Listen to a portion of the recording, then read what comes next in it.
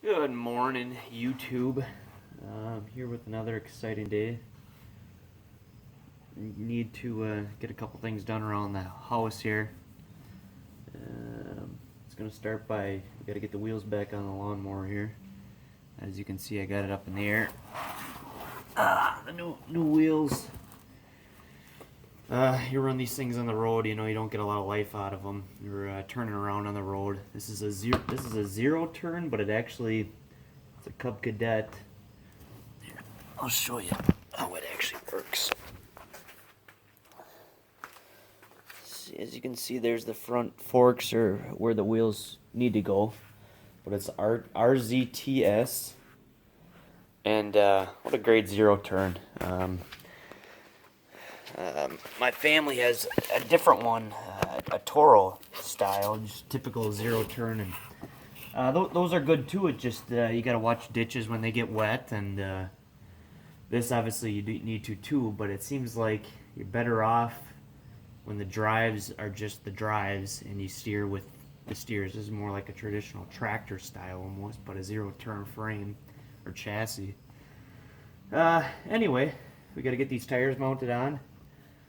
Very simple axles and the bearings. They're already filled up to the proper PSI. I think they're about 40 PSI up front here. At least that's what it said to max out, or the tire rating was. So we're going to put them on, get that back on the ground, and give it a little bit of fresh grease, and we'll go from there. So I don't need to give you too much detail, too much step-by-step here. It's literally just a bolt. You can kind of see that's the actual setup. This bushing and this bushing, obviously they're on the one side of the tire and the other, and the bolt just goes right through. Super simple concept, so I ain't gonna bore you guys with filming it. I'll give you an update when I get it back down on the ground here. We'll try it out and move on to the next project. So there we go. There, I get the one tire on. So simple. I probably could have recorded it and take up 20 seconds of film, but I didn't. I thought of a good thing to add a little content here. Those of you, a lot of people that are going to be watching this have seen these. It's just a nylon half-inch fine thread block nut. But what I'm getting at is how many of you know that these are only designed to be used once.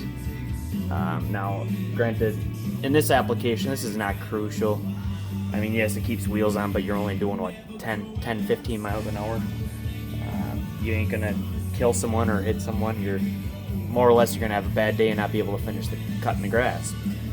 But anything else crucial, highly recommend getting new ones. In fact, this is the old one. I don't know, this is going to be an experiment here. I don't know how this is going to focus. It's not really going to. But if it focused, you can actually see the threads in the nylon. Which means it's been used, and you shouldn't use it again because it doesn't lock properly. If you look at any of these manufacturers, wherever you get these from, there's a couple companies around here, but only use them once. Bottom line, I'm going to get the other tire on and go from there. Hey guys, just want to give you, well, that project's all wrapped up. You can kind of see she's back down. Nice new tires up front. My OCD kicked in. I mounted them wrong. As you can see, the blue stripes on the inside, blue stripes on the outside. We'll just have to wear them down and try and pretend like I don't notice that. But I just want to give you guys a little update. Now, obviously, we just started this channel. Filming's kind of crappy. That's why I'm trying to learn how to do it yet. Between me and my fiance, soon-to-be wife.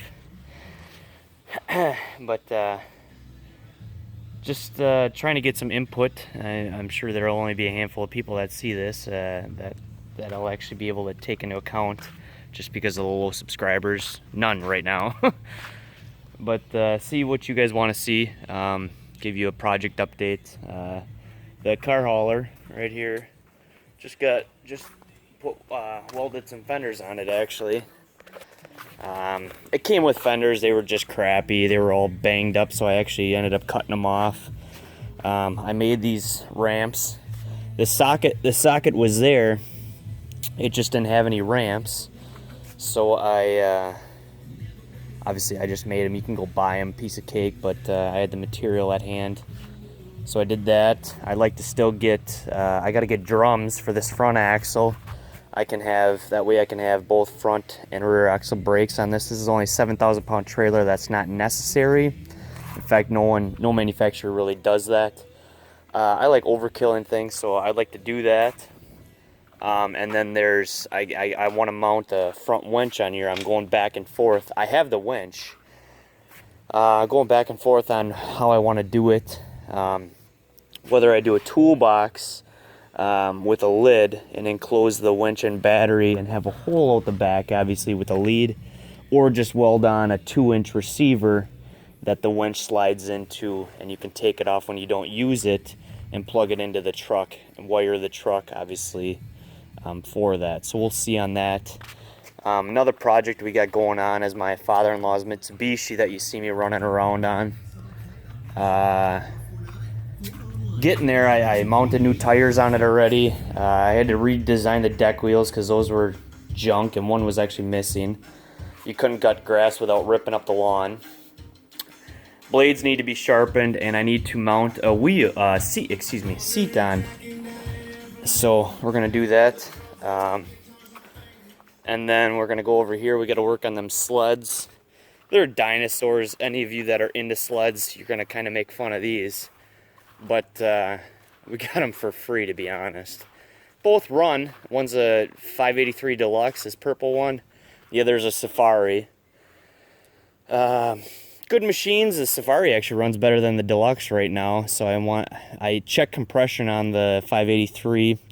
That was good. So I'm gonna try changing plugs. The fuel is probably junk too. Change plugs on them, throw batteries in them, run a can of seafoam through them, and see once. This trailer actually is my father-in-law's too. I went through and rewired that all. Total garbage. I hate these. How trailer manufacturers nowadays, lights are absolutely garbage. Don't run grounds. The grounds that the self tappers always break. Scotch lock connectors, if those of you who know what they are, them little blue clip things, absolutely garbage. I bet you right now 9 times out of 10 of you, those of you with newer trailers or older trailers, you can go out there if they're enclosed, open, car haul or whatever, go out there and look at them. Bet you got them on there. And if you're always not confident plugging up your trailer to your vehicle, your truck, your SUV, whatever, your van, because half the time the lights work, half the time they don't. Sometimes you got a signal, sometimes you don't. Might need to be rewired. Most likely it's one of them connectors. You can probably cut it out and splice it, but do it right. Just rewire it. Run frame grounds on top of that ground. So much better. So, and I can show you a video on that. I'm going to show you a video of my pride and joy.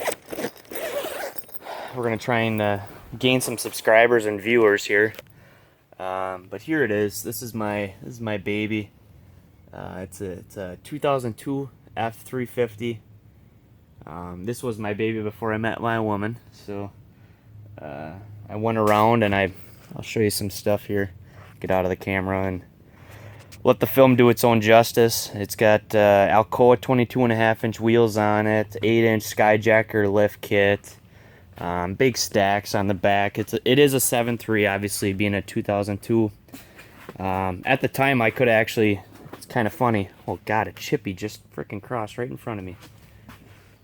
At the time when I went to buy this truck, I could have purchased a newer truck with less miles on, with a 6-liter, obviously 6-liter diesel, than what I could have got this older dinosaur with more miles on for. Basically, I could have paid about the same, if not a little less, for a newer truck, or I could have paid more for this older truck, and I opted to go with that. My dad still to this day didn't really understand that. but I knew at the time I came from a shop that had a lot of these 7.3s and there were service trucks and stuff with 300,000 miles on, plus with PTO driven cranes and stuff with a ton of hours on it. And I knew how to work on them, bottom line. So I'm a big fan of buying stuff that I can tear apart, put back together, and fix. Otherwise, what's the point of having it? So that's what I got. Plans for this thing, I am nowhere close to being done. There you can kind of see the bed a little bit, but to be honest, I went with this leaf. It's all leaf spring, obviously. Lift kit. Here you can kind of see the underneath of it. All springs, no blocks. In the back, it tows really nice, as it should. Very, very pleased with that. It rides so rough though. I'm actually going to be looking into doing a Kelderman 4-link air suspension kit. I want to do it all the way around, but the kit, those of you who know the name brand, you got to pay for that. This lift kit was crazy. I don't even remember what I paid. I want to say like somewhere around $1,500 for this lift kit. Maybe a little bit more, maybe a little less. I don't even remember. It was 4 or 5 years ago now. I can look it up for those of you interested. But the Kelderman lift kit, you know, you're talking 4-link suspension all 4 corners, with the sensors, with the air system kit. You know, you're going to be easily flirting with 10, 12 grand, depending on what system you want to run, how big you want to go, Hadley, what air management system. So that's the plan. That's what I want to go to with this. I'm going to slowly do it. I want to do the rear first. I'll 4-link that, airbag it, and I think I'll probably stay with the 8-inch lift kit. 6 to 8 inch. I'd actually like to tone it down a little bit, so I want to put a 5th wheel plate in here and a gooseneck.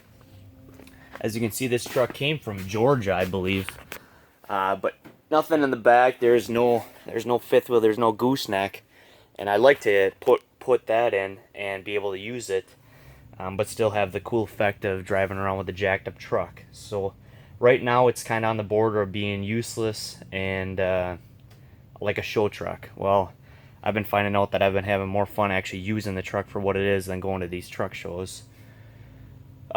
So like I say, I'll probably stick with a 6 to 8 inch lift kit yet. That way I can drop it back down if I need to. If I'm pulling a 5th wheel or back underneath it, you can dump the air suspension. So yeah, you'll be seeing this in the future here. That's a fun project.